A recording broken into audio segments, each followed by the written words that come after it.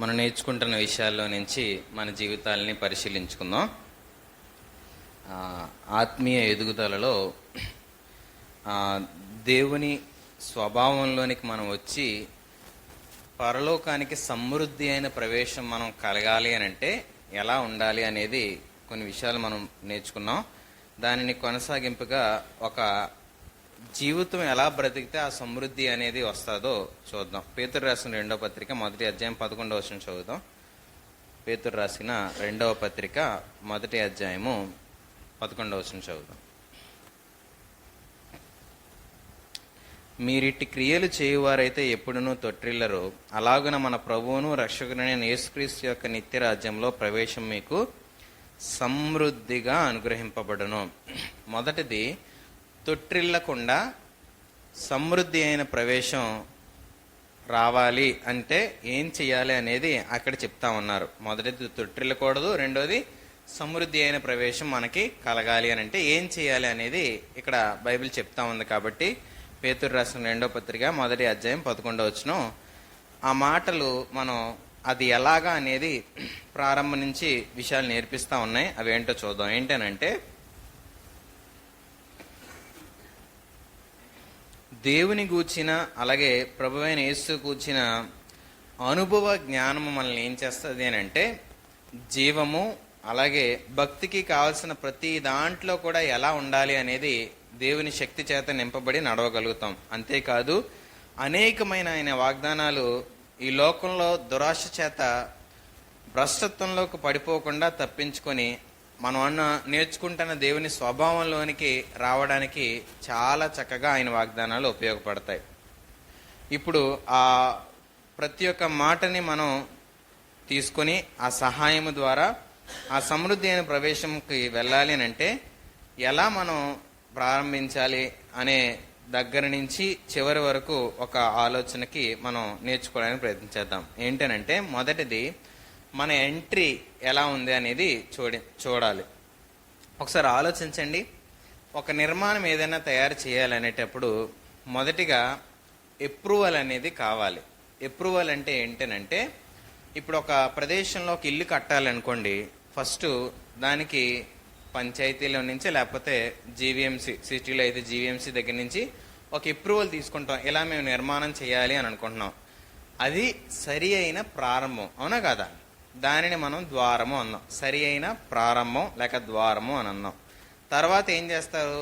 పునాదులు తీస్తారు, తర్వాత స్తంభం, తర్వాత అదే పిల్లర్స్, తర్వాత నిర్మాణం, తర్వాత ఏంటి ఆఖరిలో ముగింపు, లేకపోతే మరణం, లేకపోతే దైవ స్వభావం. ఇది ఒక నిర్మాణం అని అనుకుంటే పునాది, ప్రారంభం, ద్వారము ఎలా అనేది మనం కొన్ని విషయాలు ఈరోజు నేర్చుకోవడానికి ప్రయత్నించేద్దాం. ఎలా మనం దేవుని స్వభావంలో ఆ సమృద్ధి అయిన ప్రవేశం, తొట్టిల్లపోని ఆ ప్రవేశం మనం ఎలా పొందుకోవాలి అనేది నేర్చుకోవడానికి ప్రయత్నించేద్దాం. ఏంటనంటే,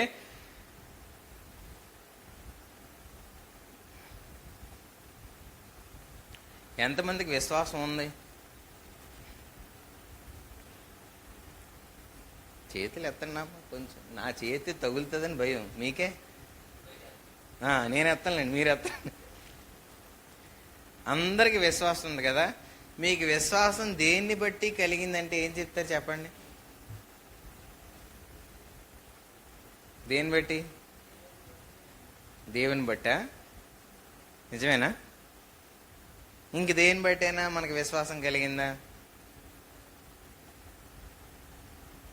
మొదటి వచనం చదివితే, యేసుక్రీస్తు దాసుడును అపోస్తులుడనైన సీమోను పేతురు మన దేవుని యొక్కయు రక్షకుడైన యేసుక్రీస్తు యొక్కయు నీతిని బట్టి మా వలెనే అమూల్యమైన విశ్వాసము పొందిన వారికి శుభమని చెప్పి రాయునది. ఎవరి నీతిని బట్టి వాళ్ళ విశ్వాసం కలిగిందని చెప్తున్నారు? దేవుని యొక్క అలాగే యేసుక్రీస్తు యొక్క విశ్వాసమును బట్టి, ఆయన నీతిని బట్టి మాలో విశ్వాసం కలిగింది, అలాగే మీలో కూడా విశ్వాసం పొందుకున్నారు అని చెప్పి దేవుని మాట చెప్తా ఉంది. ఇప్పుడు ఒకసారి ఆలోచిస్తే, ఫెయిత్ లేకపోతే విశ్వాసం కలగడానికి చాలా కారణాలు ఉంటాయి కదా. ఆ విశ్వాసంలో చాలా కారణాల్లో మనం కొన్ని విషయాలు ఆలోచిస్తే, మొదటిది ఏంటనంటే అనారోగ్యంలోంచి ఎప్పుడైనా మనకి స్వస్థత వచ్చిందనుకోండి, అనారోగ్యం బాగుపరచబడి స్వస్థత వచ్చిందనుకోండి, మనకి విశ్వాసం కలుగుతుంది. అవునా కాదా? ఖచ్చితంగా ఎవరికైనా అనారోగ్యం వచ్చి వారి ఆరోగ్యం బాగోకపోతే దేవుణ్ణి ప్రార్థన చేసినప్పుడు ఆ అనారోగ్యం స్వస్థపరచబడినప్పుడు, లేకపోతే వారికి ఉన్న రోగం నుంచి విడుదల పొందినప్పుడు, లేకపోతే వారిలో ఉండే ఏదైనా ఇలా లోకంలో చెప్పే మాటను బట్టి గాలి లేకపోతే అపవిత్రాత్మ దయ్యము అది విడుదల పొందినప్పుడు, వేదన నుంచి విడుదల పొందినప్పుడు, ఇవన్నీ కూడా స్వస్థత అని చెప్తా ఉంటారు. వీటన్నిటిలోంచి విడుదల పొందినప్పుడు మనిషి ఖచ్చితంగా దేవుని మీద ఏం చేస్తారు అని అంటే విశ్వాసం ఉంచడానికి ఇష్టపడతారు. నేను స్వస్థత పొందుకున్నాను కాబట్టి నేనేం చేయాలి? దేవుణ్ణి నమ్మాలి, నమ్మొచ్చు అని అనుకుంటా ఉంటారు. జీవితంలో జరిగిన సంఘటనను బట్టి మనిషి ఆలోచించే తీరు ఎలా ఉంటుందో. ఆ స్వస్థత పొందుకున్న తర్వాత మీలో విశ్వాసం ఉందనంటే గట్టిగా చెప్తారు చాలామంది. ఏమని? నాకెందుకు లేదు, నా జీవితంలో ఎలా జరిగింది అని చెప్పమా? ఖచ్చితంగా చెప్తా ఉంటాం. ఒకసారి ఈ మాటను చదవండి. యోహాను సువార్త 5వ అధ్యాయం 13వ వచనం. కొంచెం త్వరగా తీద్దాం. ఆ విషయాలు మనం తెలిసినవే కాబట్టి దేవుని చెప్తున్న ఆలోచన ఏంటో గుర్తించడానికి ప్రయత్నించేద్దాం. తెలుసు కదా అనే దానికంటే దేవుడు ఏం చెప్తున్నాడు అనేది నేర్చుకోవడానికి ప్రయత్నించేద్దాం.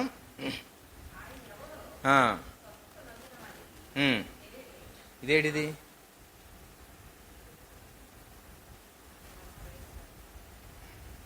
యోహాను 5:13 ఏమనుంది? నొందిన వానికి స్వస్థత దేవుడు ఎవరో తెలియకుండా కూడా పొందుకుంటారా? పొందుకోరా? మనం ఏమన్నాం చెప్పండి? స్వస్థత పొందుకోగానే ఆయన్ని బట్టి నేను స్వస్థపరచబడ్డానని చెప్తా ఉంటారు. ఈయనకి ఎవరికో ఏం జరగలేదంట, ఎవరి వల్ల స్వస్థత వచ్చిందో తెలియలేదంట. అంటే నా ఉద్దేశం ఏంటంటే, ఇప్పుడు ఆలోచిస్తే చాలామంది పలానా ప్రదేశంలో స్వస్థతలు వస్తాయి, పలానా వ్యక్తి దగ్గరికి వెళ్తే స్వస్థత వస్తుంది అని అంటే ఆయనకి ఎవరు తెలియదు? వాళ్ళకి ఎవరు తెలీదు? కొంచెం గట్టిగా చెప్పండి అమ్మా. ఎవరు తెలియదు వాళ్ళకి? దేవుడు ఎవరో తెలియదు. ఇప్పుడు ఆలోచించండి. అది నేను చెప్పాలనుకుంటుంది. అది విశ్వాసం దేని మీద, ఎవరి మీద, ఎలా అనంటే, ఒక క్రైస్తవ జీవుడు ప్రారంభంగా నా జీవితం పరలోకానికి సమృద్ధి అని ప్రవేశం వెళ్తాది అని మనం చెప్పాలి అని అంటే మన ప్రతి అడుగుని పరీక్షించుకోవాలి, ప్రతి ఆలోచనని పరీక్షించాలి. ఇప్పుడు ఆలోచిస్తే స్వస్థత నువ్వు కలిగొచ్చు, నువ్వు బాగుపరచబడచ్చు, గుణపరచబడచ్చు, నీలో మనస్సు సంబంధమైన స్వస్థత రావచ్చు, శారీరక సంబంధమైన స్వస్థత రావచ్చు. కానీ ఈ రెండు నీ జీవితంలో కలిగాయని నీకు దేవుడు తెలుసా అంటే బైబిల్ ఏం చెప్తుంది? తెలియదు అని చెప్తుంది. ఇప్పుడు చాలా మందికి, ఇప్పుడు మనలో ఒక అభిప్రాయం, మనలో చాలా మంది ప్రార్థన చేసినప్పుడు స్వస్థ రావచ్చు, మనం ప్రార్థన చేస్తే స్వస్థ రావచ్చు. మీకు దేవుడు తెలుసా అంటే ఈ మాటను బట్టి ఏం చెప్పొచ్చు? తెలిసానా తెలియదేనా? తెలియకపోయి ఉండొచ్చు కదా. తెలియకపోయి ఉండడానికి చాలా కారణాలు ఉంటాయి. దేవుడు ఎవరో తెలుసుకున్న తర్వాత వచ్చే విశ్వాసం, ఈ సంబంధమైన కార్యాల ద్వారా వచ్చే విశ్వాసానికి చాలా ఆలోచన ఉంటుంది. అంటే గవర్నమెంట్ దగ్గర నుంచి అన్ని తీసుకొని మనం ప్రారంభించాలని తెలుసు, ఎలా చేయాలని తెలుసు, కానీ తీసుకోలేదు అంతే. పర్మిషన్ తీసుకోకుండా స్టార్ట్ చేసాం, కానీ ఎలా చేయాలి, ఏం చేయాలి అన్నీ తెలుసు. ఈరోజు చేస్తున్నవాడు ఎవరో తెలుసు, కార్యాలు జరిగించేవాడు ఎవరో తెలుసు, కానీ కార్యాల కంటే వ్యక్తులు ప్రాముఖ్యం అయిపోయారు జనాలకి చాలామంది. అవునా కదా? దేవుని మీద ఆనుకోవాల్సిన వారు వ్యక్తుల మీద ఆధారపడతా ఉన్నారు, ప్రదేశాల మీద ఆధారపడతా ఉన్నారు, స్థలాల మీద ఆధారపడతా ఉన్నారు. ఇవన్నీ కాదు, ఏ ప్రదేశంలో నువ్వు మొర్రపెట్టినా నీ మొర్ర ఆయన ఆలకించి నిన్ను విడిపించేవాడుగా ఆయన నీతో ఉండడానికి ఇష్టపడతా ఉంటాడు. నీ విశ్వాసం దేన్ని ఆధారం చేసుకుంటుంది? వ్యక్తిన, ప్రదేశాన్న, లేకపోతే సంఘటన దేన్ని ఆధారం చేసుకుంటున్నాయి? జరిగిన అనుభవాలన? దేన్ని? దేవుని గూర్చిన అనుభవ జ్ఞానం మనకు ఉండాలి, జరిగిన సంఘటనల గూర్చిన అనుభవ జ్ఞానం కాదు అనేది బైబిల్ మనకి స్పష్టంగా తెలియపరుస్తూ ఉంది. రెండోది ఏంటనంటే, అద్భుతాలు చాలామంది చూసి ఉండొచ్చు వారి జీవితాల్లో. అద్భుతాలు అంటే ఏంటనంటే, ప్రకృతిలో జరుగుతున్న ప్రతి పరిస్థితికి చాలా ఉన్నతంగా జరిగేది. అంటే ఇలా జరుగుతుందా అని మన ఊహకు కూడా అందని పరిస్థితుల్లో చాలా జరిగి ఉండొచ్చు. అవి జరిగినప్పుడు మనిషికి ఏమనిపిస్తుంది అంటే దేవుడు ఉన్నాడని చాలా మంది విశ్వసించారు. బైబిల్ ఇలా చెప్తుంది. మత్తయి సువార్త 11వ అధ్యాయం 20వ వచనం. మత్తయి సువార్త 11వ అధ్యాయము 20వ వచనం. పిమ్మట ఉమ్, ఏ ఏ పట్టణములలో ఉమ్, ఆయన విస్తారమైన అద్భుతములు చేసెనో ఉమ్, ఆ పట్టణముల వారు ఉమ్, మారు మనస్సు పొందకపోవట వలన ఉమ్, ఆయన వారిని ఇట్లు గద్దింపసాగెను. ఉమ్. చదువుతండి. అయ్యో ఉమ్, కొరాజీనా, ఉమ్, అయ్యో బెత్సయిదా, ఉమ్, మీ మధ్యన చేయబడిన ఉమ్, అద్భుతములు ఉమ్, తూరు సీదోను పట్టణంలో చేయబడిన ఎడల ఆ పట్టణముల వారు పూర్వమే ఉమ్, గోనె పట్ట కట్టుకొని ఉమ్. బూడిద వేసుకొని మారు మనస్సు పొందియుందురు. ఒకసారి ఆలోచించండి. నేను దేవుణ్ణి నమ్మాలంటే నా జీవితంలో ఏదో జరగాలి కదా, ఏదో చెయ్యాలి కదా. అద్భుతాలు జరిగితే నేను దేవుని ఎంత గట్టిగా పట్టేసుకుంటానో, ఎంత గట్టిగా దేవుని అందు విశ్వాసం ఉంచేస్తానో, దేవుడు అంటే నా ప్రాణం పెట్టేస్తానో అని చెప్పే వాళ్ళు చాలా మాటలు ఉంటాయి ఉండవా?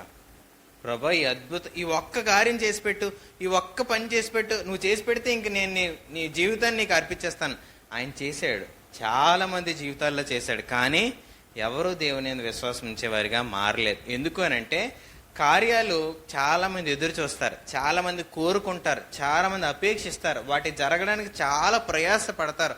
ఉపవాసాలు, జాగారాలు, దేవుని యందు దుఃఖం సౌలుపుతూ వారి దగ్గర ఉంది ఇచ్చుకుంటూ పంచుకుంటూ అన్ని విషయాల్లో వారు ప్రయాస పడతా ఉంటారు. కానీ వారు దేవుణ్ణి కోరుకోవడానికి, దేవుని యందు విశ్వాసం ఉంచడానికి ప్రయత్నం చేయరు, కానీ ఆయన కార్యాల కోసం ఆలోచించడానికి సిద్ధపడతా ఉంటారు. చాలా మంది వారి జీవితాల్లో జరిగినా కొంతమంది ఆ విషయాల్లో దేవుని యొద్దకు వచ్చేవారిగా చాలా మంది కనపడరు. అందుకే ఒకసారి ఆలోచించండి.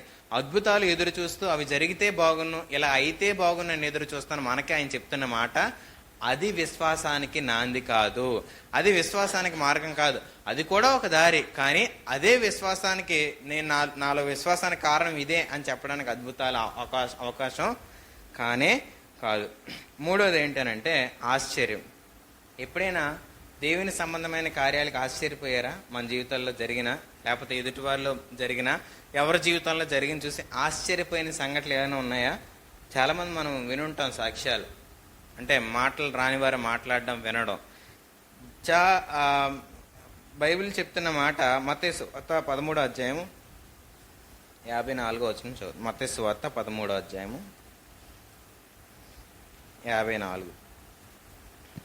అందువలన వారు ఆశ్చర్యపడి, ఒకసారి 56 చదవండి, ఆఖరు భాగం.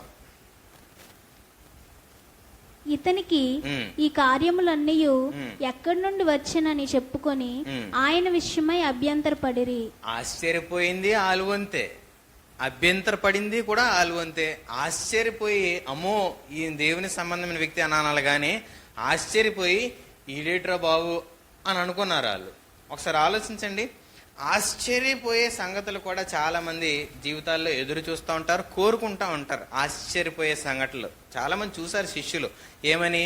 గాలి అణిగిపోయింది, సముద్రం నెమ్మలించింది, ఆయన మాటలకి అవయవాలు సైతం నూతనపరచబడ్డాయి, గుణపరచబడ్డాయి. చాలా మార్పులు వారు చూడగలిగారు. ఇంత ఆశ్చర్యపోయే సంగతులు వారు చూడగలిగినా ఆహారపు వస్తువుల్లో విస్తారంగా పంచిపెట్టే వారే చేతుల ద్వారా పంచిపెట్టిన ఇన్ని కార్యాలు జరిగిన తర్వాత కూడా, అన్ని చూసిన తర్వాత కూడా, అన్ని అనుభవించిన తర్వాత కూడా వారు అభ్యంతర పడ్డారంట. అభ్యంతరం అని అంటే వ్యతిరేకించడం, ఆయనకు వ్యతిరేకంగా ఆలోచించడం. ఆలోచించండి, విశ్వాసానికి తావు ఏంటి అని అంటే నమ్మకం, నమ్మి నిలవబడి కొనసాగించడానికి సిద్ధపడడం. కానీ వీళ్ళు ఆశ్చర్యపోయారు, కానీ వ్యతిరేక భావంతో నింపబడ్డారు. ఈరోజు ఆలోచించండి, స్వస్థతలు, అద్భుతాలు, ఆశ్చర్యాలు, ఇంకా చెప్పబడుతున్న సూచక క్రియలు అంటే ఆయన దేవుని కుమారుడు అని రుజువుపరచబడ్డానికి చేసిన క్రియలు చేశాడు కదా. ఆయన కనాన్లో వివాహంలో ద్రాక్షారసం కొద్దిగా ఉండేటప్పుడు అప్పటి వరకు ఉన్నదానికంటే ఈయన చేసినది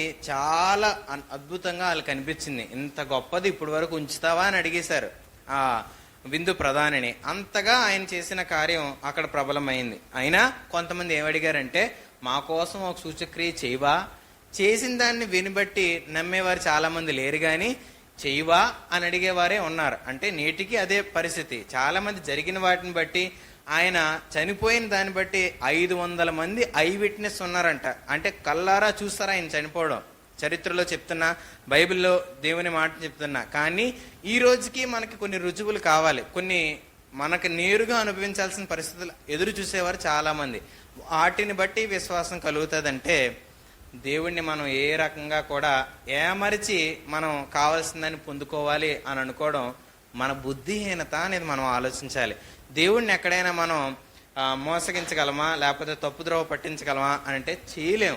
మనకు కావాల్సింది సంపాదించుకోవడానికి, దేవుని దగ్గర నుంచి పొందుకోవడానికి దేవుడికి ఏదో ఇచ్చి చేద్దామన్నా కూడా అది కూడా జరగని పని అని మనం ఈరోజు గుర్తించాలి. అంటే మనం స్వస్థతల ద్వారా కానీ, అద్భుతాల ద్వారా కానీ, ఆశ్చర్యాల ద్వారా కానీ, సూచక్రియలు కానీ ఏదో జరిగించాలని మనం ఆలోచన చేయొద్దు.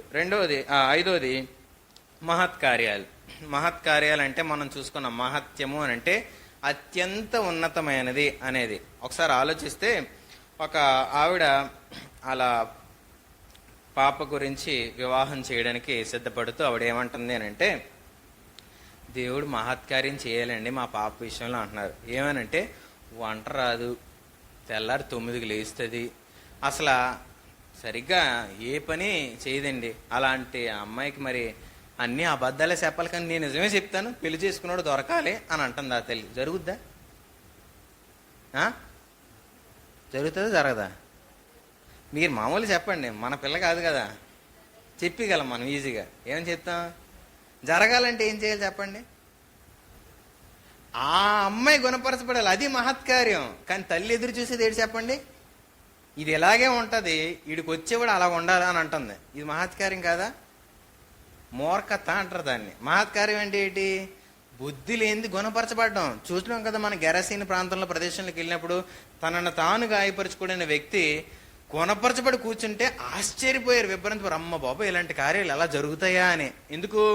అప్పటి వరకు సంఖ్యలేసి బంధించబడిన వాడు వస్త్రము ధరించుకొని స్వస్థ చిత్తుడై కూర్చొని ఉండితే వారు చూసి ఆశ్చర్యపోయారండి. అది మహత్కార్యం. అంటే గుణపరచబడలేని మన స్వభావం, నచ్చినట్టుగా బతికే స్వభావం మార్చబడడం మనకి మహత్కార్యంగా ఎదురు చూడాలి. కానీ మన స్వభావం అలాగే ఉంచుకొని ఎదుటోళ్ళు మారిపోవాలనుకోవడం మహత్కార్యం అని అనుకోవడం మూర్ఖత అని మనం ఆలోచించాలి. ఈరోజు ఆలోచించండి, ఏది మనకు కావాలి? మనం మారాలా, ఎదుటోడు మారాలా? మనకి ఎలా ఉంటుంది చెప్పండి? మనం మారాలని ఒప్పించుకున్నాంలేండి, కానీ ఎలా ఉంటుంది? మనం మారాలనిపిస్తుంది, ఎదుటోడు మారాలనిపిస్తుందా? ఎదురుడే మారాలనిపిస్తుంది. అలా మారిపోతే దేవుని నేను నమ్మేసుకుంటాను, ఆడు మారిపోతే నువ్వు నమ్ముకోవద్దురా, నిన్ను చూసి ఆడు మారితే నేను ఆనందిస్తానని చెప్పి దేవుడు అంటాడు. విశ్వాసానికి ఏది కావాలి? ఎదురోడు మారితే మనకి అది బాగుంటుంది. అది మన విశ్వాసానికి ఆధారం చేసుకుంటాం.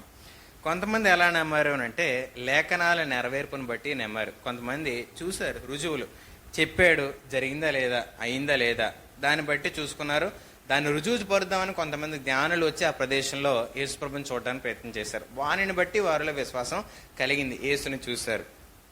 కొంతమందిలో ఎలాగనంటే ఆయనని, యేసుప్రభుని చాలా మంది ఎందుకు ఇష్టపడతారంటే ఆయన గురించిన లేఖనం పాపము లేనివాడు కాబట్టి ఆయన యందు నమ్మడానికి, విశ్వసించడానికి చాలా మంది ఇష్టపడతా ఉంటారు. మరొకటి ఏంటంటే ఆయన మరణించి తిరిగి లేచాడు కాబట్టి, అలాంటి వ్యక్తులు భూమి మీద లేరు కాబట్టి, మరణాన్ని గెలిచిన ఏకైక వ్యక్తి కాబట్టి అని చెప్పి చాలా మంది నమ్ముతూ ఉంటారు. తర్వాత ఏంటనంటే మరణం నుండి విడిపించి నిత్యరాజ్యంలోకి నన్ను తీసుకెళ్ళగలడు. మరణాన్నే గెలిచినోడికి ఏది అడ్డు? కాబట్టి నన్ను దేవుని రాజ్యంలోకి తీసుకెళ్ళిపోతాడు, పరలోకం నేను వెళ్ళిపోతాను కాబట్టి నేను ఆయన్ని నమ్ముతానని చెప్పి కొంతమంది నమ్ముతూ ఉంటారు. కొంతమంది శారీరక, మానసిక, ఆర్థిక పరమైన పరిస్థితుల నుంచి విడుదల ఆయన దగ్గరికి వెళ్తే వస్తుంది కాబట్టి నేను ఆయన నమ్ముతానని చెప్పి, ఇలా 10 కారణాలు మనం విశ్వాసానికి, నేను ఇందుకు విశ్వసిస్తున్నాను, ఇందుకు ఆయన నమ్ముతున్నాను అని చెప్పి చాలామంది చెప్పడానికి ఇష్టపడతా ఉంటారు. అయితే ఈరోజు అక్కడ చెప్తున్న మాట మొదటి వచనంలో చదివితే ఆయన అంటుంది ఏంటనంటే, పేతురు రాసిన 2వ పత్రిక 1వ అధ్యాయము 1వ వచనం, యేసుక్రీస్తు దాసుడును అపోస్తలుడనైన సీమోను పేతురు మన దేవుని యొక్క రక్షకుడైన యేసుక్రీస్తు యొక్క నీతిని బట్టి మా వలనే అమూల్యమైన విశ్వాసం పొందిన వారికి, మామూలుగా విశ్వసించిన ఇలా ఇప్పుడు చెప్పిన వారికి ఆయన నీతిని బట్టి పొందిన అమూల్యమైన విశ్వాసం అని చెప్పి పేతురు చెప్తా ఉన్నాడు. అంటే మన విశ్వాసము దేనిని ఆధారం చేసుకోవాలి అని అంటే దేవుని నీతిని ఆధారం చేసుకున్నదిగా ఉండాలి. ఆ దేవుని నీతిని ఆధారం చేసుకున్న విశ్వాసం ఎప్పుడైతే మనలో కలుగుతుందో లోకము నుండి, పాపము నుండి, శరీరము నుండి, మనస్సు కల్మషము నుండి విడుదల మనకి కలిగి మనం దేవునితో సమాధాన పరుచుకొని నిత్య రాజ్యాన్ని స్వతంత్రించుకునే ప్రణాళికలోకి మనం ప్రవేశిస్తాం. అది మన ఎంట్రీ. ఈరోజు మనకి ఎంట్రీ ఈ లోకంలో, ఈ మనం ఎదురు చూసేది లోకంలో ఎలా ఉంటుంది అని అంటే, మన విశ్వాసం పైన చెప్పిన 10 విధాలుగా ఉంటుంది. కానీ ఆయన కోరుకున్న విధానం ఏంటి? ఆయన నీతిని బట్టి మనం దేవుని నీతిలోకి ప్రవేశించాలి అనేది ఆయన మన పక్షాన్ని ఎదురు చూస్తున్నాడు.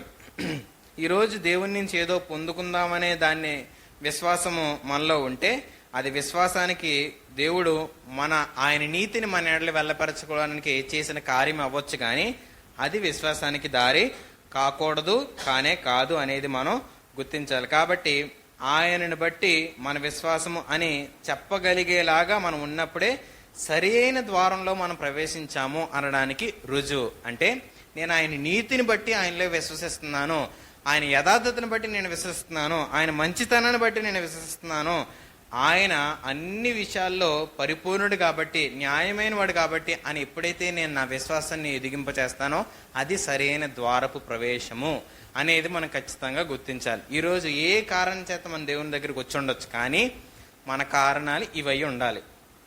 అవి వచ్చినప్పుడు మనది నీతికి తగిన విశ్వాసం అనడానికి రుజువు ఏంటి అని అంటే, కొన్ని విషయాలు నేర్చుకుందాం. దానిని బట్టి ఈరోజు మనం ఇప్పటి వరకు ఉంటున్న విశ్వాసం ఎలాంటిదో, లేకపోతే నా విశ్వాసం సరైనది కాదు, ఇప్పటి నుంచి నా విశ్వాసం సరైనదిగా నేను మార్చుకుంటాను అని మనం అందరం కూడా నమ్మగలిగితే ఈ 7 విషయాల్లో మనం ఉన్నామా లేదా అనేది పరిశీలించుకోవడానికి ఇష్టపడదాం. మొదటిది ఏంటంటే లూకాసు వార్త 5వ అధ్యాయము, లూకాసు వార్త 5వ అధ్యాయము మొదటి నుంచి 8 వచనాల మధ్యలో ఉన్న సంఘటన ఏమని చెప్తుంది అని అంటే, యేసు ప్రభు వాక్యము బోధించిన తర్వాత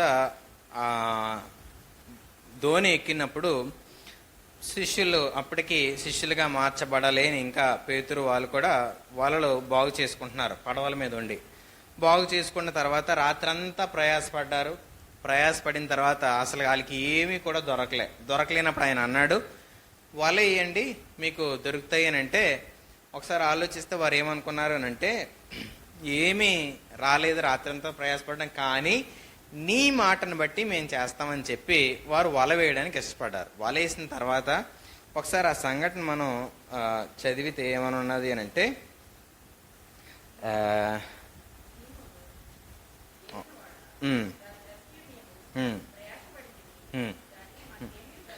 మాకేమీ కూడా దొరకలేదు అని చెప్పారు. రైట్. అక్కడ రెండోది తర్వాత దాని కిందకు వచ్చేస్తే ఏమని ఉన్నది అని అంటే,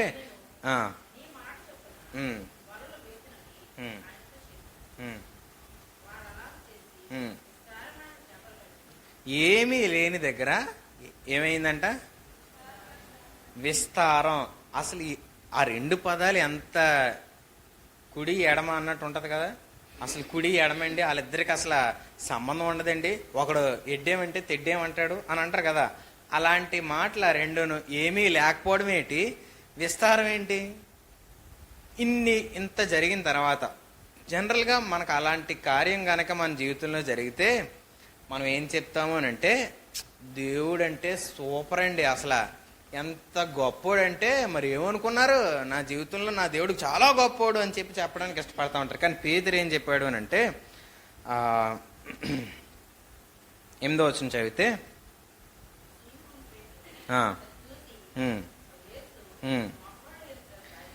యేసు మోకాళ్ళ ఎదుట సాగిలపడి, ప్రభువా నన్ను విడిచిపోము, నేను పాపాత్ముడనని చెప్పాను అని అంటాడు. ఇప్పుడు ఒకసారి ఆలోచిద్దాం. దేవుడు మీ జీవితంలో ఏదైనా ఒక కార్యం, ఇందాక పైన చెప్పిన 10 మాటలు ఏదైనా చెప్పిన తర్వాత, ఏదైనా జరిగిన తర్వాత మన జీవితంలో మన నోట్లోంచి నేను పాపాత్మురాలను, పాపాత్ముడను అని ఒప్పుకునే సాక్ష్యం చెప్పగలమా? ఎవరైనా నాలో పాపం ఉందని ఒప్పుకోగలరా అంటున్నాను. సాక్ష్యం చెప్పగలమా? ఇందాక అనుకున్నాం కదా, స్వస్థతలు, అద్భుతాలు, ఆశ్చర్యాలు ఇలా చాలా జరిగి ఉండొచ్చు, మనం అనుభవించి ఉండొచ్చు. అవి జరిగిన తర్వాత వచ్చి దేవుడు మా జీవితంలో ఈ కార్యం చేశాడు, ఇది తప్పించాడు, ఈ ప్రమాదాల నుంచి విడిపించాడని చాలా మంది సాక్ష్యాలు చెప్పుంటాం. కానీ నేను పాపాత్ముడిని, ఆయన నా దగ్గరికి వచ్చాడు అని చెప్తామా? చెప్తామా? మీ పక్క వాళ్ళని అడగండి, మీరు చెప్తారా అని. ఏం చెప్పారు చెప్పండి, చెయ్యేసి పక్క వాళ్ళకి. అంటే భయపడుతున్నారంటే కొంతమంది నా మీద చెయ్యేసావా నీకు తగులుతుంది అన్నట్టు చెప్తున్నారు.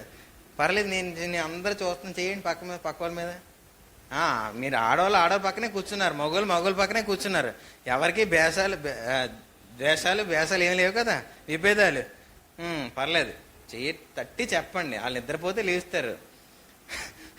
అంటే అదే ఆత్మలో ఏదన్నా చూస్తే లేస్తారండి. ఓకే, మొదటిది ఏంటి? దేవుడు ఎప్పుడైతే మనం అనుభవించడానికి ఇష్టపడతామో దేవుణ్ణి, నీ స్థితి ఏంటో నీకు తెలియాలి. అది దేవుని నీతిని గుర్తించడం అంటే. అంతటి ఉన్నతమైన వాడు నా జీవితంలో ఒక కార్యం చేయడానికి ఇష్టపడని నేను ఎలాంటి వాడిని, నేను ఎలాంటి దాన్ని, నా దగ్గరికి వస్తాడా ఆయన? వచ్చే అంత భాగ్యం నాలో ఉందా? దేనిని బట్టి దేవుడు రావాలి? నీ దగ్గర ధనాన్ని బట్టా, నీ దగ్గర ఉన్న ఐశ్వర్యాన్ని బట్టా, నీ దగ్గర ఉన్న గొప్ప గొప్ప వాటిని బట్టా, నిన్ను బట్టా? దేని బట్టి రావాలి ఆయన? దేని బట్టి దేవునికి అసలు యాక్సెస్సే లేదు. కానీ ఆయన నీతిని బట్టి నీ దగ్గరికి, నా దగ్గరికి వచ్చాడు. అది గుర్తించాడు పేతురు. గుర్తించి అంటున్నాడు, అయ్యా నేను పాపాత్ముడిని, నీ అంత ఉన్నతమైన వాడు నా దగ్గర రావడం ఏంటి? అయ్యా మీరు వెళ్ళిపోండి, నన్ను విడిచి వెళ్ళిపో అని దేవుణ్ణి పంపించే మాట మాట్లాడుతున్నాడనంటే, యేసుప్రభు వెళ్ళిపోవడం ఆయనకి ఇష్టం కాదు. నాలాంటి వాడి దగ్గర నువ్వు ఉండకూడదయ్యా, నాకు దూరంగానే నువ్వు ఉండాలి అని చెప్తున్నాడు. ఈరోజు ఆలోచించండి, మమ్మల్ని దూరంగా పెడుతున్నారని చెప్పి కొంతమంది మారు బంధుత్వాన్ని బట్టో ఏదో ద్వేషాన్ని బట్టో చెప్తాం. కానీ దేవునికి దూరం అయ్యామనే భావం ఏ రోజైనా కలిగిందా? కలగలేదంటే నీలో అసలు విశ్వాసమే లేదు. మనలో అసలు విశ్వాసం లేనట్టే.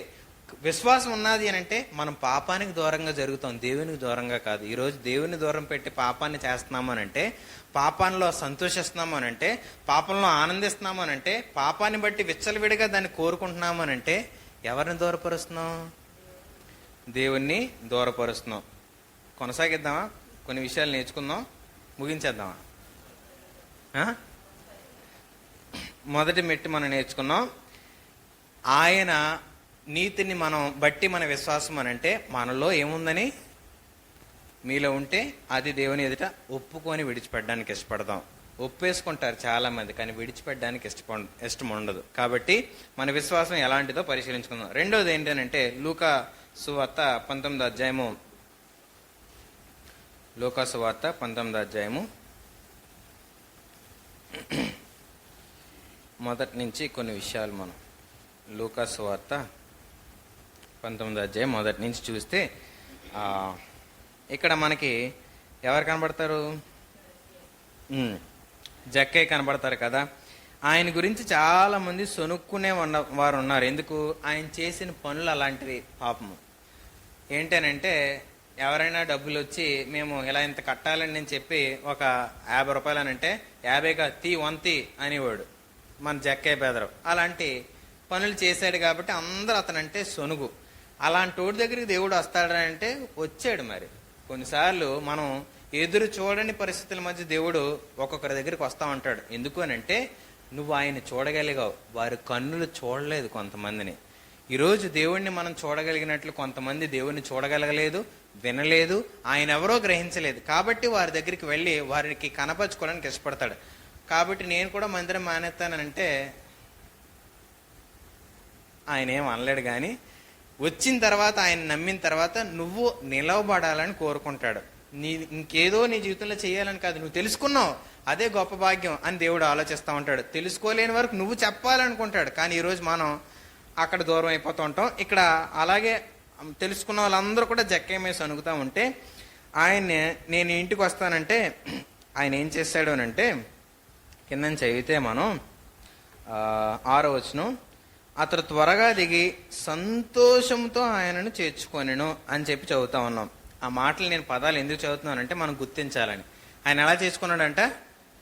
సంతోషంతో చేర్చుకున్నాడంట. 8వ వచనం చదివితే, ఇదిగో ప్రభువా, నా ఆస్తులో సగం బేదలకు ఇచ్చుచున్నాను, నేను ఎవరి యొద్ద అయినను అన్యాయంగా దేనినైనా తీసుకున్నాను, అతనికి 4 అంతలు మరలా చెల్లింతనని ప్రభుతో చెప్పాను.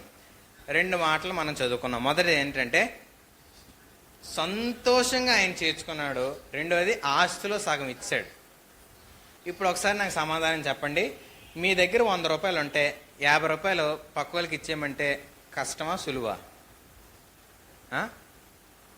100 రూపాయల దగ్గర కష్టమని సార్, నెక్స్ట్ 1000 చెప్దాం అనుకున్నాను. 1000 రూపాయలు అయితే 1,00,000 అయితే. రోడ్డు మీద ఒక ఆయన 100 రూపాయలు దొరికిందండి. దొరికి నేను వెనకాతనే ఉన్నాను.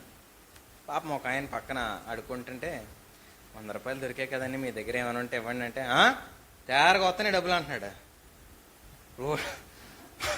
రోడ్డు మీద 100 దొరికింది, తీసి జోబులెట్టాడు. 100 దొరికింది కదా నేను అన్నా, నేను నోరు జారిపోద్ది కదా నాలిక. ఒక 20 రూపాయలు పాపం ఆయనకి ఇవ్వండి అని అన్నాను. నేను మన డబ్బులు కాదులేండి, ఆయన అమ్మన్నా నేను, అదే మనదే తప్పులేండి. ఆయన తయారుగా వస్తున్నాయి నీకు డబ్బులు అన్నాడు. మన నోరు మనం అదుపులో ఉంచితేనే మంచిది అనిపించింది. సంతోషంతో యేసుప్రభుని చేర్చుకొని సంతోషంగా ఇవ్వగలిగాడు. పేదవారికి, పాస్టర్కి కాదు, చర్చికి కాదు, ఎవరికి ఇవ్వగలిగాడు? పేదలకు ఇవ్వగలిగాడు. ఆస్తిలో సగం అంట, 100 రూపాయల్లో సగం కాదు, ఆస్తిలో సగం.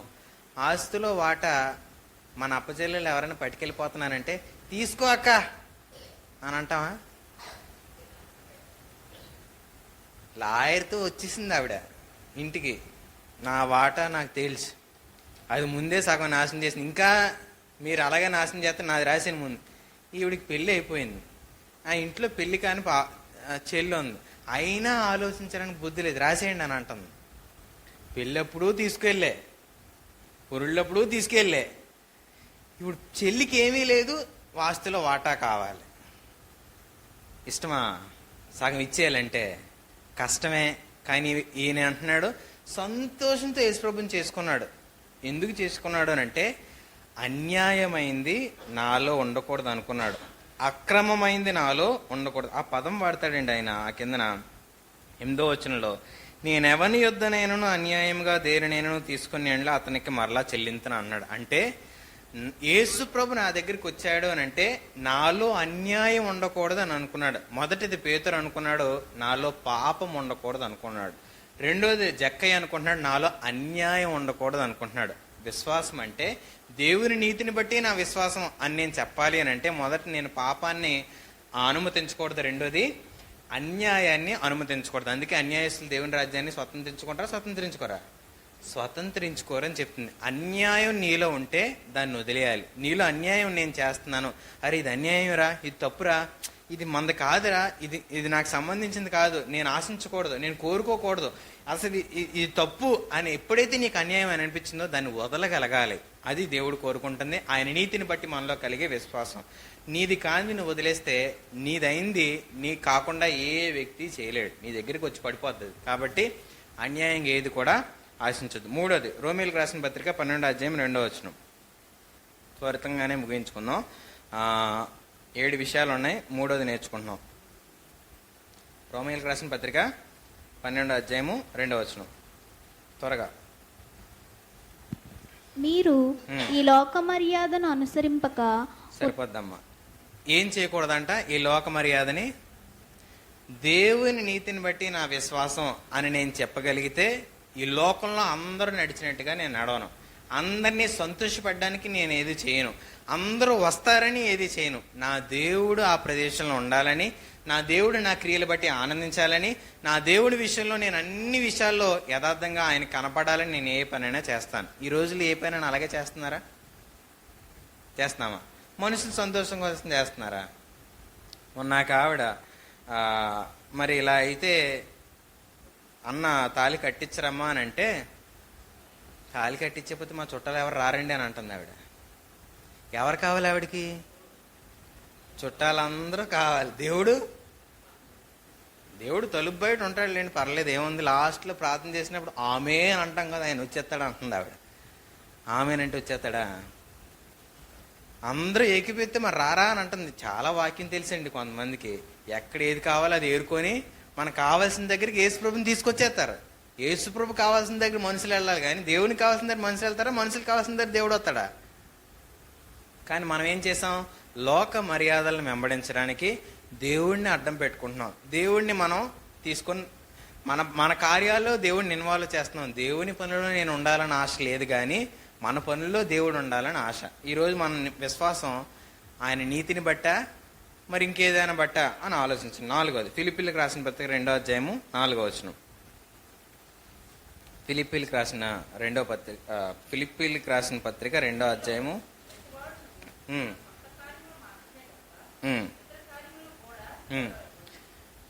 4వది ఏంటనంటే, నా విశ్వాసం దేవుని నీతిని ఆధారం చేసుకునేటప్పుడు నేను నా గురించి కంటే నా సహోదరు గురించి, నా పొరుగువాడి గురించి, నా ఎదుటిన్నవాడి గురించి, నా వెనకున్న వారి గురించి, నా చుట్టూ ఉన్న వారి గురించి నేను ఆలోచించడం ప్రారంభిస్తాను. నేను రక్షించబడ్డాను కదా, నా పొరుగువాడు, నా తోడువాడు, నా కుటుంబీకుడు, నా రక్త సంబంధి, నా వీధివాడు, నా దేశం వాడు, నా అందరూ కూడా రక్షింపబడాలి.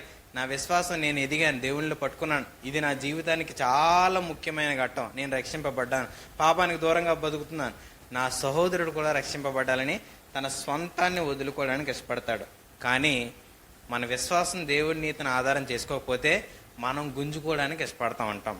చాలా మంది ఎందుకమ్మా ఉపవాసం ప్రార్థన చేస్తున్నాం అంటే, ఇది మా కొడుక్కి ఉద్యోగం రావట్లేదండి అందుకే ప్రార్థన చేస్తున్నాను. దేవుడిని నమ్ముకున్నాం. దేవుడు అంటే ఎవరో నీ పిల్లలకు నేర్పించావు. వాళ్ళు దేవుడి సంబంధమైన ఆలోచనలు ఎదుగుతారు.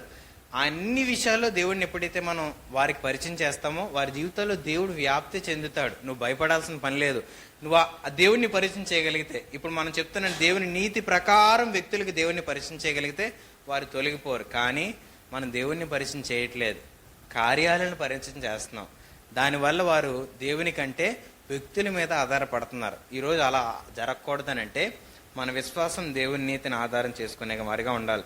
ఎప్పుడైతే దేవుని నీతిని ఆధారం చేసుకుంటుందో మనలో స్వార్థం ఉండదు, పిస్నారతనం ఉండదు, లోభత్వం ఉండదు, దురాశ ఉండదు. అన్ని వదులుకొని నిన్ను నువ్వు కూడా వదులుకోవడానికి ఇష్టపడతాం. అందుకే ఎప్పుడైతే మనం ఆయన మీద దేవుని నీతిని బట్టి విశ్వాసాన్ని ఎదిగింపేలా చేస్తామో మనం సెల్ఫ్ను వదిలేసి సాక్రిఫైస్కి ఇష్టపడతాం. అంటే స్వంతాన్ని వదిలి త్యాగానికి ఇష్టపడేవారిగా మనం మారుతాం. 5వది రోమీలకు రాసిన పత్రిక 8వ అధ్యాయము 28వ వచనం. రోమీలకు రాసిన పత్రిక 8వ అధ్యాయము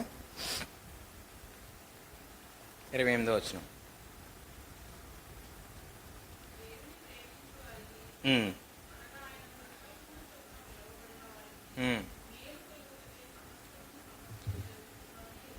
ఇప్పుడు ఒకసారి ఆలోచించండి.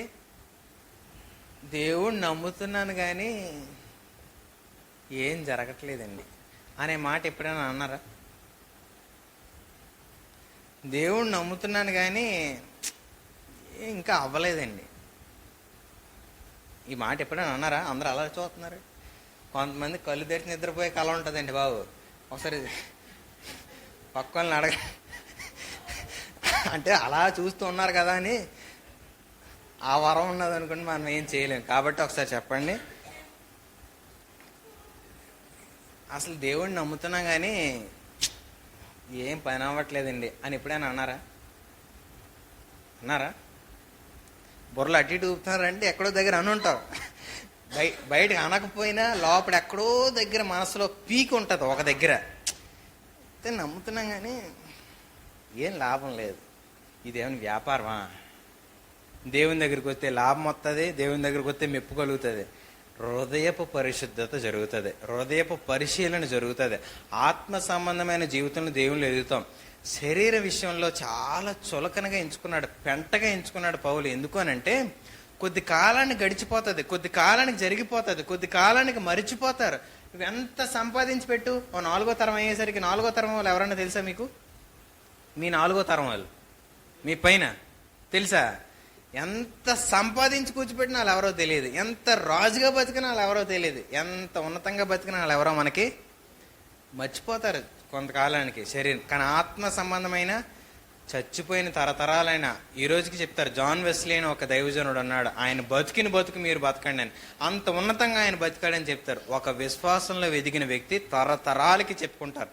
నేటికి బైబిల్లో ఉన్న వ్యక్తుల గురించి మనం ఎందుకు చెప్తాం? యోసేపు అలా బతికాడు, అబ్రహాం ఇలా బతికాడు, ఇతను ఇలా బతికాడు ఎందుకు చెప్తాం? వారు బతికిన దేవునిలో బతుకు ఈరోజు సాక్ష్యం. శారీరకం ఒకరోజు గడిచిపోద్ది, చచ్చిపోయి మట్టిలో గడిచిపోయి దాని గురించి ఏ రోజు బాధపడద్దు. దేవుని సంబంధమైన దైవ చిత్తానుసారమైన జీవితం లేకపోతే దానికి దుఃఖపడండి, దాన్ని బట్టి నీకు ప్రతిఫలం ఉంటుంది. కానీ శరీరం గురించి ఏడిస్తే ఏ రోజు కూడా నీకు ప్రయోజనం ఉండదు. అందుకే ఆయన చెప్తున్న మాట ఏంటంటే, రోమా రాసిన పత్రిక 8:28 వచ్చిన, మన జీవితంలో ఏది మనకు అనుకూలంగా జరగకపోతే మనల్ని ఎవరు ప్రేమిస్తున్నారంట? ఆ మాట ఒకసారి పదం చదవండి అమ్మా. దేవుని ప్రేమించు వారికి, అనగా ఆయన ప్లాన్లో, ఆయన ప్రణాళికలో మీరుంటే, పిలువబడిన వాళ్ళకి అన్ని మేలు కొరకేనంట. దేవుడు కొన్ని కార్యాలు జరిగించడానికి చాలా పెద్ద ప్లాన్ వేస్తున్నాడు, చాలా పెద్ద ప్రణాళికతో దేవుడిని నడిపిస్తున్నాడు. కానీ మనం ఏం చెప్తాం? సింపుల్గా ఏం జరగట్లేదు, ఏం అవ్వట్లేదు. అలా జరగడానికే దేవుడు పెద్ద ప్రణాళికతో దేవుడు మనల్ని నడిపిస్తా ఉన్నాడు. ఈరోజు ఆలోచించండి, దేవుడు ఒక కార్యాన్ని మన జీవితంలో జరిగిస్తుంటే, ఒక వ్యక్తి మనకు వ్యతిరేకంగా మారాడు అని అంటే, ఒక వ్యక్తితో విభేదం కలుగుతుంది అని అంటే మన ప్రమేయం లేకుండా మనల్ని చాలా మంది దూరం పెడుతున్నారు అని అంటే, వ్యతిరేకిస్తున్నారు అని అంటే, అలా వారి పరిస్థితులు నడవడానికి దేవుడు నిన్ను అన్ని విషయాల్లో గుణపరచడానికి, రెడీ చేయడానికి చాలా ప్రయాసపడుతున్నాడు. అన్ని మన మేలు కొరకే. చెప్పండి, అన్ని మన మేలు కొరకే. మనం కోప్పడే వారికి అన్ని మన మేలు కొరకే జరుగుతున్నాయి అంటే వాళ్ళకి ఏం జరగాలి? మన మీద కోప్పడే వారికి ఏం జరగాలి? నిజమేనా? ఇక్కడే విని చెప్తున్నారా? లేకపోతే చాలా సంతోషం అండి. ఎందుకనంటే శత్రువుని సైతం ప్రేమించే మనసు యేసుని నమ్మిన వారికి మాత్రమే సాధ్యం. ఎందుకు? నన్ను ప్రేమించాడని నమ్ముతారు కాబట్టి వాళ్ళు ఎదుటి వారిని ప్రేమించగలరు. ఆయన యందు మనం, ఆయన నీతిని బట్టి మన విశ్వాసం అనంటే ఈ బ్రతుకు మనలో ఉంటుంది. 6వ విషయం మనం నేర్చుకుందాం. అపోస్తుల కార్యములు 10:36.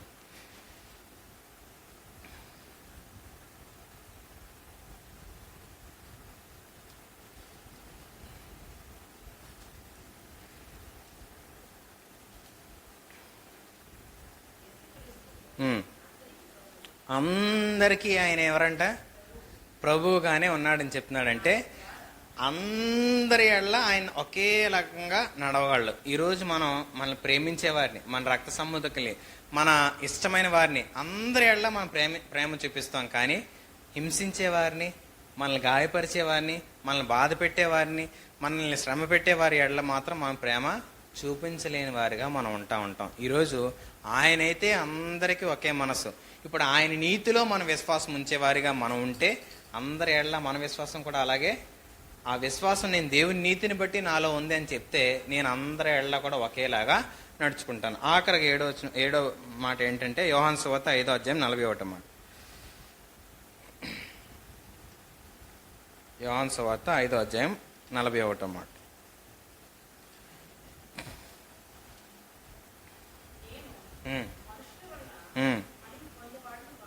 దేవుడు అంటున్న మాట ఏంటనంటే, నేను మనుషుల వలన మహిమ పొందువాడని కాను, దేవుని నీతిని బట్టే నా విశ్వాసము అని అంటే, చాలా మంది ఏం చేస్తారంటే, నేను ఎంత దేవునికి గొప్ప పనులు చేశానో తెలుసా, నేనే గనక లేకపోతే దేవుని పని ఇలా జరగదు అని చెప్పేవారు చాలా మంది ఉంటారండి. నేనే చేయకపోతే ఎవరు చేస్తారు, నేనే కష్టపడకపోతే ఎవరు కష్టపడతారు, నేనే గనక లేకపోతే అసలు అక్కడ ఏం లేదండి అని చెప్పేవారు ఉంటారు. నిన్ను బట్టి ఏ రోజు దేవునికి మహిమ రాదు. నువ్వు లేకపోతే ఇంకొకరు వస్తారు, నువ్వు జరిగించకపోతే ఇంకొకరు జరిగిస్తారు.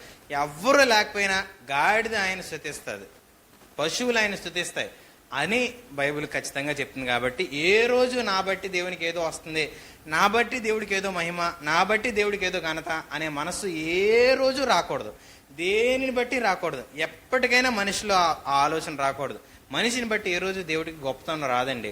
మనిషిని బట్టి ఏ రోజు కూడా దేవుడు గొప్ప అయిపోలేడు. ఎందుకు అని అంటే మనిషికి దేవుడు జ్ఞానం ఇచ్చాడు, ఆరోగ్యం ఇచ్చాడు, ఆయుష్ ఇచ్చాడు, అన్ని సమకూర్చాడు. దేవుడిని సమకూర్చిన దాన్ని బట్టి ఈరోజు మనం బతుకుతున్నాం. ఆ బతుకుతో మనం దేవుడే నా వాళ్ళు గొప్ప అయిపోయాడనంటే ఎంత అవమానకరమైన మాట అది, అవునా కాదా? కాబట్టి వ్యక్తులను బట్టి ఈరోజు దేవుడిని నామాన్ని దాచేస్తున్నారు. వ్యక్తి హైలైట్ అయిపోతున్నాడు, వ్యక్తి గొప్ప అయిపోతున్నాడు. ఈరోజు వ్యక్తులను గొప్పగా చూడడం ఎంత అవమానకరమైన సంగతి అండి.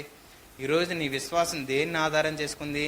దేవుని నీతిని ఆధారం చేసుకుంటే ఈ 7 విషయాల్లో నువ్వు నిలబడతావు. ఎక్కడ మన విశ్వాసం ఉంది, మనం ఎక్కడ నిలబడతాం అనేది ఆలోచించి దేవునిలో ఆయన నీతిని బట్టి నా విశ్వాసం అని చెప్పగలిగే స్థాయికి మనం ఎదగడానికి ప్రార్థన చేసుకుందాం. ప్రేమ కలిగిన దేవా నీకు వందనాలయ్యా.